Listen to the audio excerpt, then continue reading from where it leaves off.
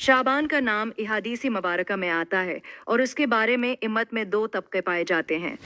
अफसोस की बात यह है कि दोनों तबके इंतहा पर चले जाते हैं। हालांकि इंतहा पसंदी किसी भी मामले में पसंदीदा नहीं। एक तबका वो है जो निस्फ़े शाबान की बिल्कुल नफ़ी कर देता है, उसे रद्द करता है और इस मामले में सख्ती अख्तियार करता है। हालांकि इख्तिलाफ का असूल ये है कि इंसान अपनी बात दलील के साथ पेश करे, मगर दूसरे की इज्जत बरकरार रखे। बात करते हुए बदतमीजी, सख्त लहजा और दूसरों की तहकीर अल्लाह ताला को नापसंद है, बल्कि ये अल्लाह की बारगाह में इंतहाई नापसंदीदा अमल है।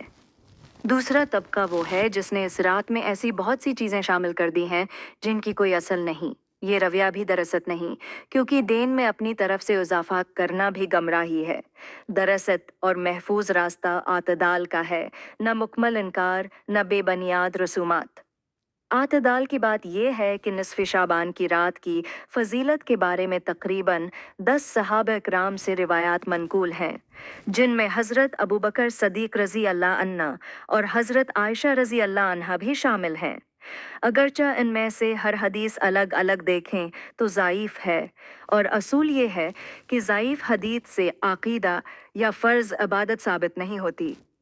लेकिन मुहद्दिसीन का ये असूल भी है कि जब मुतअद्दिद ज़ाइफ़ अहादीस एक ही मफ़हूम पर जमा हो जाएं और इनमें शदीद ज़ाफ़ ना हो, तो वो हसन लगेरा के दर्जे तक पहुंच जाती हैं, यानी फ़ज़ाइल के बाब में काबिल कबूल समझी जाती हैं।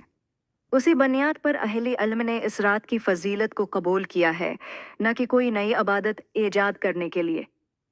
आप हज़रत मोहम्मद सल्लल्लाहु अलैहि वसल्लम ने फरमाया कि ये वो रात है जिसमें अल्लाह ताला अपनी मखलूक की तरफ खुसूसी तोजा फरमाता है और बनो कलब कबीले की बकरियों के बालों की तादाद के बराबर लोगों को बख्श देता है और जहन्नम से नजात अता फरमाता है। लिहाजा दरअसल रवैया ये है कि इस रात को तौबा, इस्तग़फ़ार, दुआ और रुजू अली अल्लाह की रात समझा जाए, बग़ैर शोर, बग़ैर बदात और बग़ैर किसी पर तान के। यही दीन का हसन है, यही सनत का वक़ार है और यही अल्लाह को पसंद है। ख़ुलासा ये बनता है कि नफली इबादत सनत भी हैं, मगर उनका असल मकाम घर है। नबी करीम का मामूल ये था कि आप नफली इबादत अपने घर में अदा फरमाया करते थे। ख़ास तौर पर ऐसी रातों में मस्जिदों में इकट्ठा होना, झंडियाँ लगाना, चरागां करना या आतिशबाज़ी करना ना सनत है और ना ही दीन की रूह के मुताबिक। आतिशबाज़ी तो सरीह इसराफ और फजूल खर्ची है, जिससे शरीयत ने रोका है।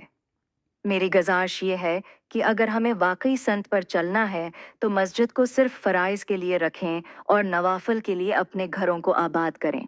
अल्लाह ताला ने फरमाया, यानी अपने घरों को इबादत का मरकज़ बनाओ और नमाज कायम करो। हमें भी चाहिए कि अपने घरों को खाली न छोड़ें, बल्कि अपनी अहलिया और अहली खाना के साथ मिलकर नवाफिल, तिलावत और ज़िक्र का एहतमाम करें। इस रात में कोई मखसूस या मुकर्रा इबादत साबित नहीं, अलबत्ता अगर कोई शख्स तहज्जुद के नवाफिल पढ़ ले, कुरान मजीद की तलावत करे, अल्लाह का जिक्र करे और दिल से दुआ मांगे, चाहे सारी रात करे। इबादत की असल रूह दिल की हाजिरी है। जिस तरह खेती अनसोम जैसे पानी के चंद कतरों से सैराब हो जाती है, उसी तरह दिल की खेती भी अखलास और आजिज़ी के चंद अनसोम से जिंदा हो जाती है। अगर आंसू ना भी आए तो कम अज़ कम रोने जैसी कैफियत ज़रूर होनी चाहिए।